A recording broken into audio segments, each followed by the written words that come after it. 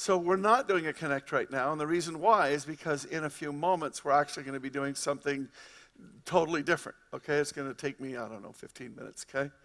So with that in mind, help me write a note, would you? I cannot get this thing. Okay.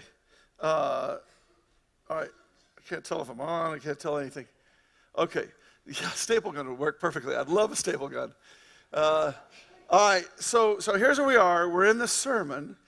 And what I explained last week is that we were actually doing something. We were putting a pause button on Empowered for a couple of weeks because there was something that the Lord brought to me that was super important. Okay? And we're starting recording now. Thanks, guys. But here's what I want you to see is last week what we did was forgiveness. And the reason why we talked about forgiveness will be more clear in just 1 minute here, but let me just quickly catch us up. If you did not hear the sermon, could I highly recommend that you go back and hear it, because forgiveness is that thing in people's lives that blocks them from moving forward more than any other single variable that there is.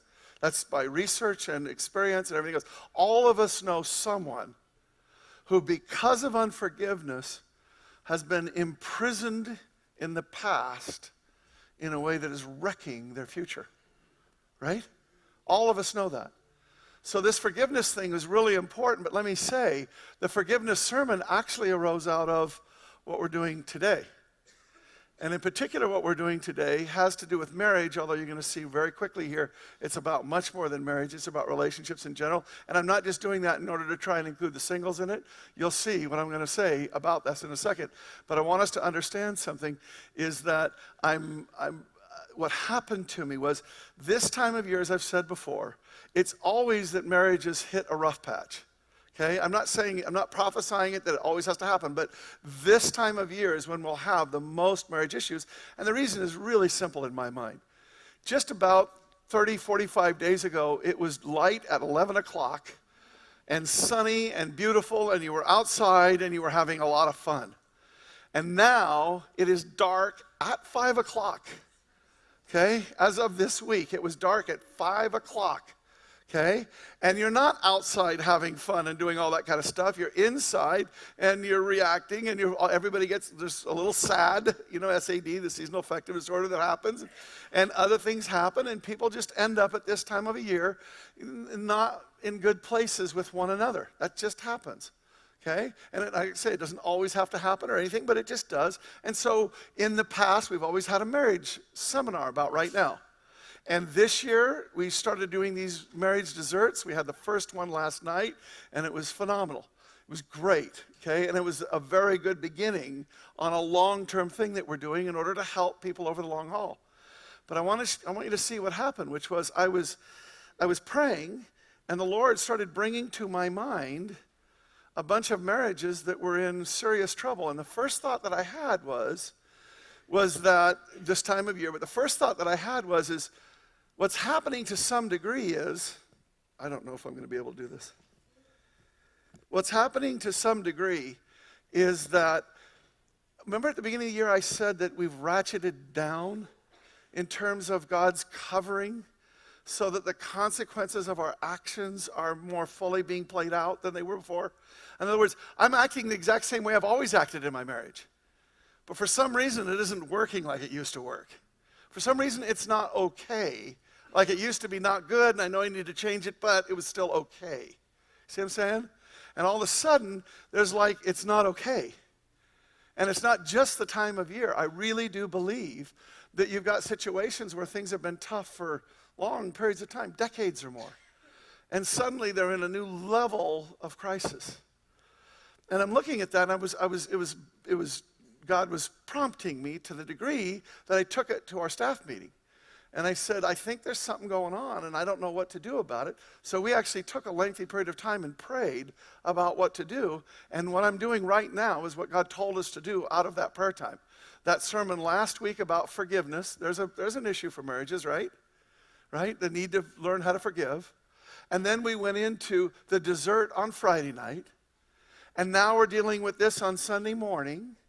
And next week, we'll be doing the men's 33, which is this section is on marriage. So I want you to see that the Lord just put it together to where there's this whole range of things that we were offering and that we were doing, that if you availed yourself of them, they could make a real difference, right? So, now, what I told you is I said, we are talking about marriage, but I want you to understand how I think about marriage, and I think how God thinks about marriage, because it's actually quite a bit different than I think we do. We think of marriage as a thing, don't we? It's just, marriage is its own thing. And in a sense it is. But I want you to understand that actually what marriage is just another kind of relationship. Watch what I'm saying here. When Jesus comes at the end of his ministry and he is telling us why he was doing his ministry, the thing that he was trying to bring, this is it. This is his last prayer. This is him saying, putting an accent and a highlight on, this is what I'm trying to accomplish. Because he's just about to die, and that's it. I have given them the glory that you have given me, that they may be one. Now, right there, let's do something. I have given them the glory that they may be one. Here's what's being said. Without that glory, you cannot be one. See that? If you don't have what God gives to make you one, you cannot be one, period. Okay? So he's saying, I've given them the glory that you've given me. May they be one as we are one. I in them, you in me, may they be made completely, utterly one. Now watch. So that the world may know that you have sent me and have loved them as you've loved me. So that the world may know that you sent me. Here's what he's saying. He's saying, because I came and brought something to you, the Holy Spirit and a new creation, because you now have this, people are able to come together and become one in a way that the world can't do. And when the world sees it, they'll know that this is better than the fractionalism, than the division, than the separation that Satan is creating in the world, and that we're just good enough at doing all by ourselves. Right? And so what's being said is, very clearly is, Jesus is saying, when you are actually one the way only God can make you one, you actually manifest something. You actually become something that when the world looks at it, it longs for because of its own disconnectedness. You see it? That's what he's going after. Now, let me show you something, though. Is there anything about marriage in that? See, we think that marriage is the place where we can really get intimate, and with our friends, we can sort of be haphazard, right? We can be, well, I really like that person, but I don't really like that person. You see what I mean? And we can kind of do this. But is that what he's saying? He isn't, is he? He's saying, I want them all to be one, as you and I want. Why?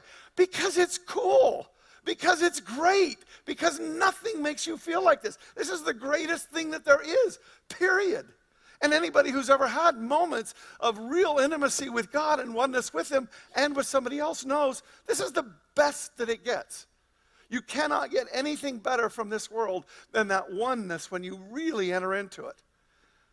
And so this is what he's going after. And so marriage all of a sudden becomes a subset of relationships, which is to say this. Here's what this church always does. In this room right now, there are marriages that are good. Excellent, you're doing good. You know, you may have had seasons that were tough and so on, but right now you're good. Thank you, God, right? And then all the way over here, there are marriages that are really bad and have been bad for a long time. And what I want us to see is, what we do at this church is we don't just talk over here. We go to the hardest stuff. Because if we can get the hardest stuff right, we're going to learn something that's going to play out across all of the rest of it. See that? And so I want to propose to you that marriage is a subset of all the relationships that you can have. And when you can get marriage right, you start learning how to get all relationships right. You see what we're doing? So that's why I say this isn't a disconnected conversation at all, and I wouldn't want us to have it that way. I don't want to have this is just about marriage. This is about relationships. But let me show you the subset here where he says the same thing about marriage. As the scriptures say, a man leaves his father and mother and is joined to his wife, and the two are united into one. Hear it? Hear the word? One. This is a great mystery, but it's an illustration of the way Christ and the church are one.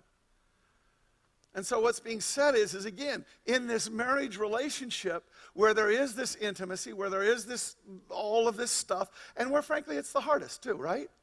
It's easier to be good friends with somebody when you can go home if it gets dicey. It's harder to leave the bedroom and go sleep somewhere else. See it?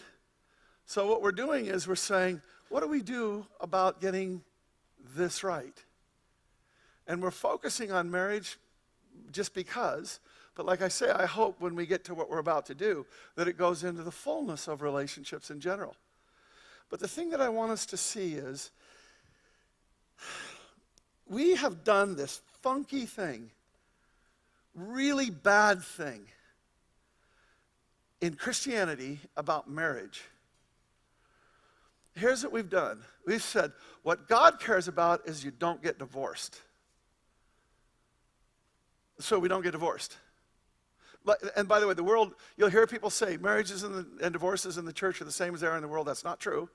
In evangelical marriages, there's actually quite a lot more longevity. It's like 3 times better. But here's what we've done in the church. We've said what's important is you don't get divorced. No matter how bad it is, you don't get divorced. Now let me just show you how wrong-headed that is, because I want us to get it, what God's trying to do. I want to get to where God's trying to get us is to oneness. And here's what happens.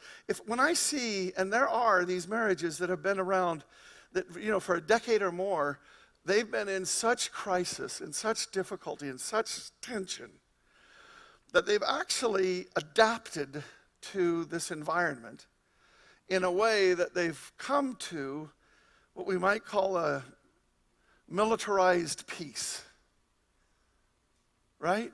It's not oneness, right? It's a little bit like North and South Korea, okay? There's a tremendous amount of mistrust, lack of communication, mistrust between the two of them, to the point that what they've done is there's not just a border, like in Canada, you go to the border, it's just a fake line, and there's a guard sitting there, and you just cross over, and there it is. But between North and South Korea, what there is there's a couple of miles of minefields that each side has planted, so the other side would not dare try and cross it, because it'll blow them up. And I want us to think about these marriages when we have this incredible ability to adapt to difficult times. And so we do this thing in marriage where we say, it really sucks, but here's the deal. Every time I try and sort of go across that minefield, something gets blown up. And that's not cool, so I'm just going to stay over here and be cool with what is here. You see what I'm saying? And so we've reached this, what I call militarized peace. That's not peace. Okay, that's MAD, mutual assured destruction. Okay? You come over here and try and fix it, your leg's going to get blown off. That's probably not a good analogy for right now, but you see what I'm saying? Now watch. If what the goal of relationships in general and marriage in particular is that we image God, what's the world seeing when he sees Christians that are living in a kind of hell? In the world, they would just get divorced, right? And move on. Now, there's all kinds of reasons why that doesn't work. Here's the reason why God says don't get divorced. Because becoming one is super hard. And it's really easy to just cut it off at some point and separate. See? He's saying becoming one, you know what it takes?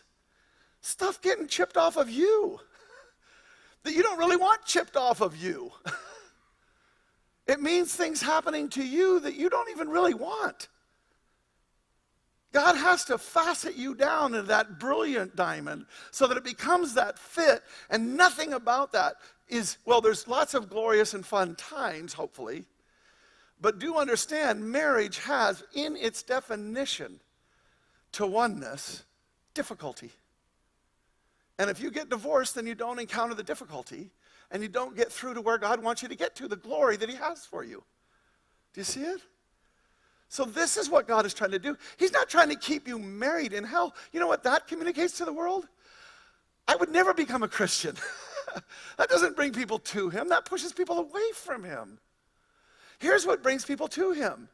Our marriage really, really, really sucked. And if you don't believe me, let me tell you how bad it sucked. And then let me tell you what God did and how it changed me and what happened and where we are now. And then people who are in difficult places say, "You're hope to me." You see it? This is what we're doing. This is what we have to do. Let me just take it one more step, and then we're done with this part. Watch this. See, what we do is, Men's 33 is this incredibly good men's study that we've been doing for a few years. And right now we're in the marriage section, which I wish every man was doing this, bottom line. But, whatever, you got to make your own choices. It's between you and the Lord. But bottom line, okay? Yeah, I wish it wasn't. But what I'm going after is I want you to, what God is doing in this Men's 33, if you boiled every single thing that we've done the entire time down to one thing, here's what he's saying. Don't be passive. Don't get to a place to where you agree to compromise. Don't ever become passive. Don't ever, this is the thing, this is Winston Churchill, never give in. Never give in. Never, never, never, never. Now, that's an actual quote for him. It's from a speech. That was more to the speech than the way that you hear the story apocryphally and so on. But bottom line is that this is what he said. And this comes at a time when the English are being bombed so heavily by the Germans that the Germans are thinking that it's going to cause them to capitulate, to agree to terms with Germany, because they're trying to demoralize them by just bombing their cities, and people having to run down every night into shelters, into the what's it called? Their subways are called underground, down into the underground. Okay, and the point is that that's where they're spending their nights, because all night long the Germans are bombing them, and they're hearing these bombs, and he's trying to demoralize them so that they will accept compromise. Just to take it one step further, Benjamin Disraeli, anybody know that name?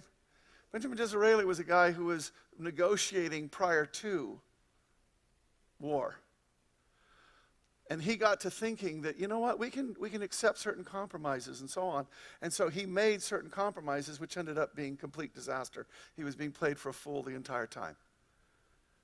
But the bottom line was, here's what Satan's trying to do with you. Don't press it. Just don't rock the boat. Be okay with this. Accept the compromise. Be okay with this. You know why he's trying to do that? Because as soon as you accept the compromise, you no longer are moving towards what God has for you. You're living in a hell. You're living in something that is not just shy of where God has you. You're living in a place that isn't what God has for you. You see it?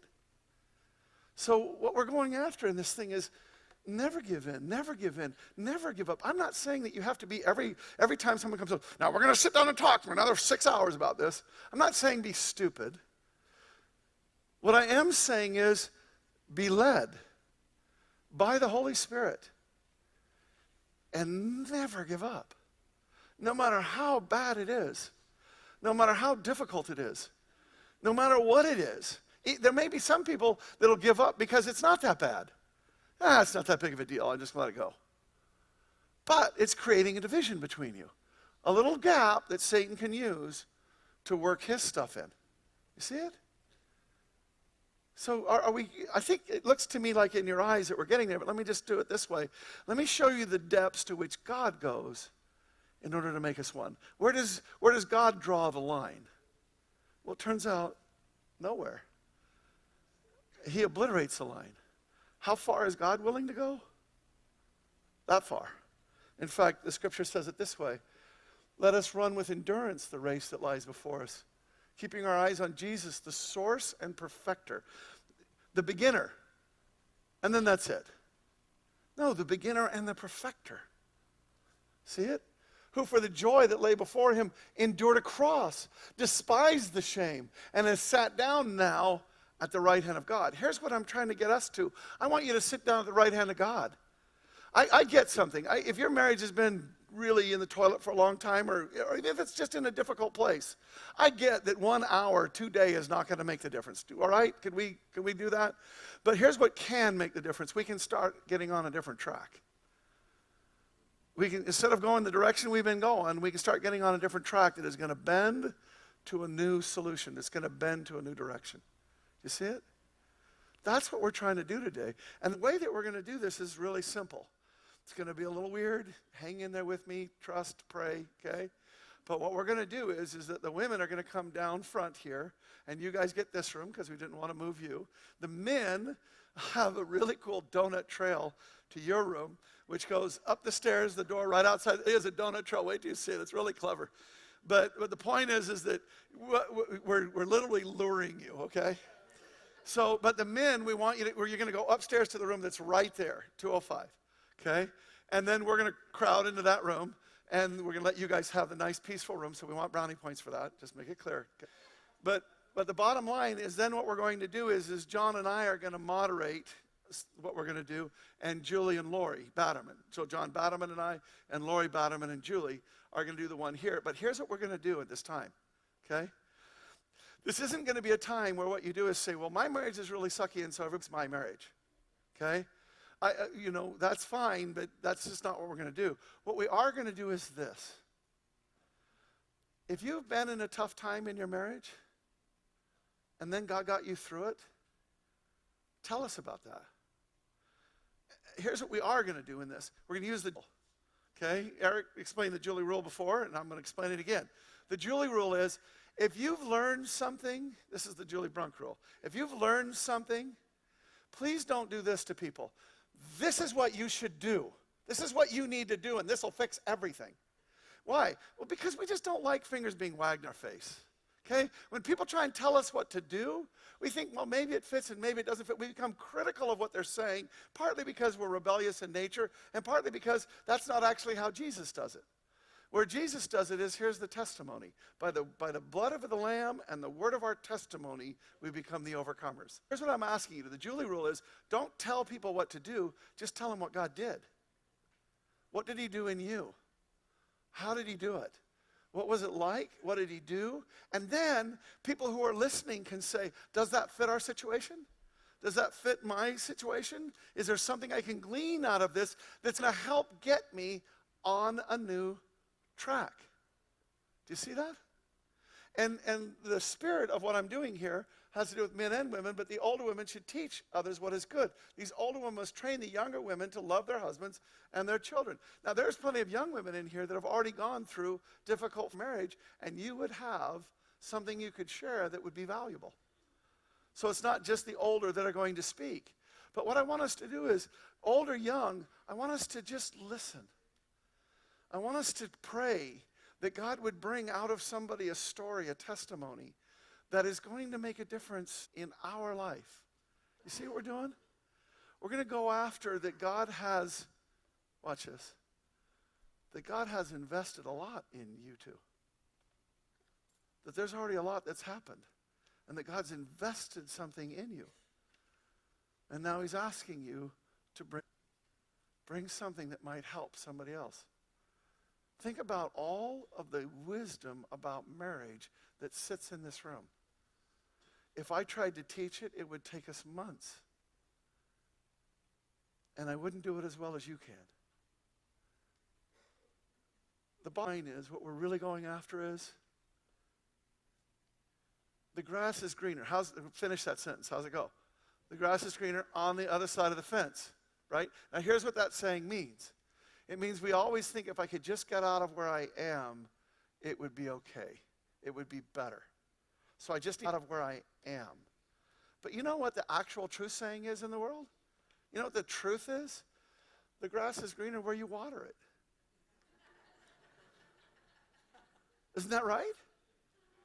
Where you take the time to put a little effort in. And so this church, in a desire to actually be useful, not just didactic, meaning not just preaching, but to actually make things that are useful, we're going to try something. And if this is uncomfortable for you, I'm so sorry. But hang in there, would you? And just pray that God would meet us, because it's my belief that something could happen right now that's going to be incredible. You're going to hear something that is unique and that God wanted to say to you through somebody. So pray for that. We're going to pray for that in a moment. And I do want to say that when we go to break, when we break up like this, we're going to cut the feed. So sorry for the people that are watching at home. But the bottom line is we're cutting the feed because we just don't want you on record in something that might turn out to be difficult in another context. See what I mean? In this context, it was totally fine to say, but now all of a sudden it's being played back in another context and it's not okay to have said that. So we're not going to be recording any of this, okay? Says, we want you to feel safe. And moreover, what we want you to be is willing to help other people. We want you to just really think. Everybody's supposed to bring their gift.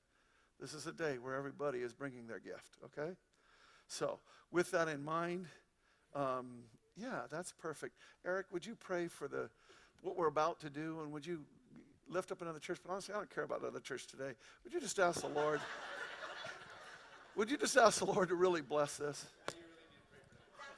Yeah. Yeah. Dear Lord, Father God, we come before you and we lift up marriages in this church, relationships in this church. Amen. And our relationship with you, Lord. And may our relationship with you and your relationship with us and your gift of your Holy Spirit lead us and guide us today. You can warm hearts and open ears and renew minds. And you are the finisher, the completer. And we ask that you take another step with us. And help us to open our hearts so that you can take that next step with us. And that you would use the relationships in this world to help us better understand relationship with you, and use our relationship with you to help us better understand relationship with each other. And also, Lord, I just ask this same prayer for Hauser Community Church down in Amen. North Bend, Oregon. In Jesus' name, amen. Amen. So, guys, coffee upstairs, everything else, try and get there quick so that we can get going. But like I say, go out and go right up the steps, okay? Follow the donuts.